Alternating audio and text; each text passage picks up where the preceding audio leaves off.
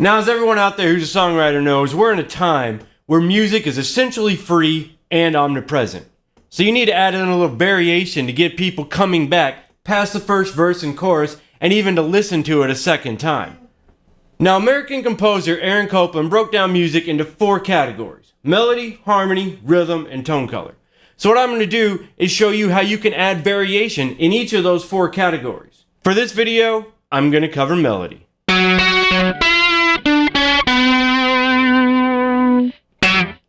But before we jump into the variations, let's look at the riff that I'll be using as a bass line.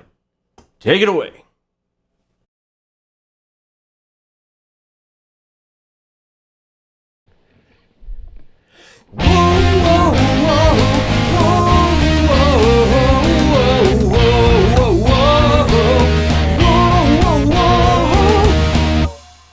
Alright, now let's assume we're going to use that riff and melody for the verses.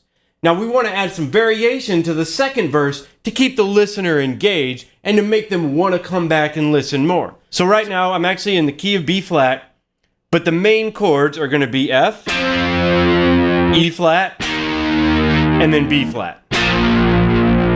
So the first part of the melody comes from the F mixolydian, and I'll be going F to its octave, to the flat 7, to the 6, 5, 4. Now this is also very similar to a F natural minor and also very similar to an F minor pentatonic. Now I'm actually using the same pattern just in E flat for the next part. So it goes.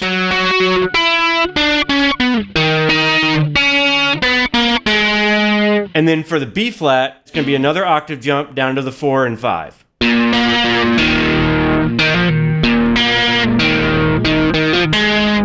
So now that we have the main riff set, I'm going to go over 4 different ways you can vary it up. And at the end of this video, I'll play all 4 variations against the original riff so you can see what it sounds like when it gets varied up and how it might draw somebody back in.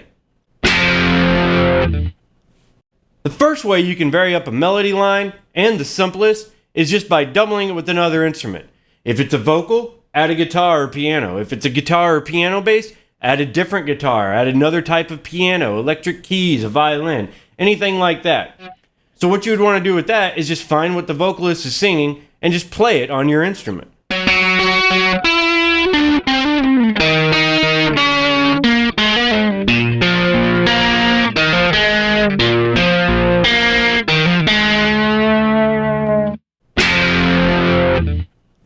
Now the second thing you can do is add a counter melody. So if the original melody is, it's kind of falling. It's octave, and then 7, 6, 5, 4. So if you have something that starts off with an octave jump, and then falls, you might want to add something that starts falling, and then climbs at the end. Another thing you can do with the counter melody is play offbeats. So if you're playing on the quarter notes, you might add something in on the offbeats.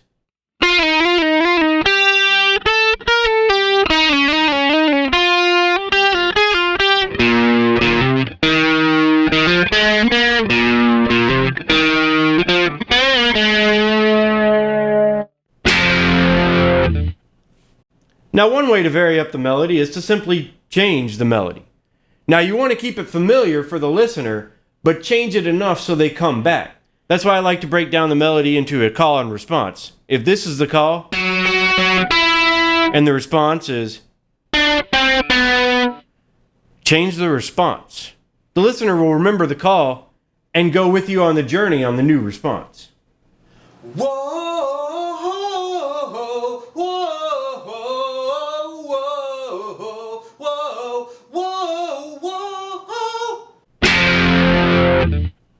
Now my final tip, and the one I find most effective, is to combine the doubling of the melody line with changing the response.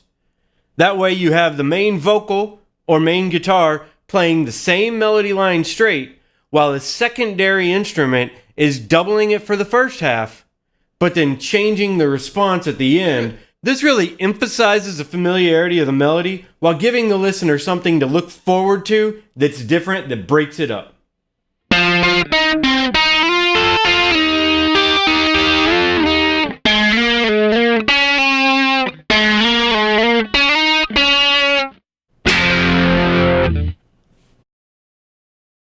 So I hope you found these tips helpful. I kept it short and sweet this time because I feel in this case, demonstration is a better teacher than verbalizing. So I hope you enjoyed it and hope you learned something today. And if you did, I would totally be alright with you giving me a like down there and sharing it with your friends. So I want everyone out there to keep writing great songs, follow the music, and own the show. B-Row out. Whoa, whoa, whoa.